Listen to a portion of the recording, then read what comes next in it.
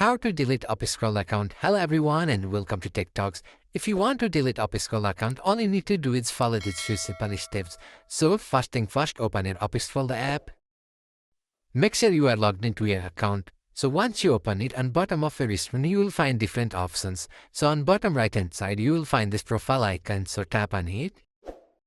And then tap on settings located on top right hand side of your screen. And then on top of your screen you will find account center, so tap on it. And here you will find this option to delete your account, so tap on it. Now UpScrolled will ask for your password, so simply enter your password. And once you enter it, tap on this box. And then tap on delete. And then you will see this pop-up final confirmation, so here tap on delete again. And within few seconds your UpScrolled account will be successfully deleted. So this is how you can delete your account on UpScrolled. I hope you found this video helpful. Thank you for watching. Follow us for more helpful tutorials. Subscribe.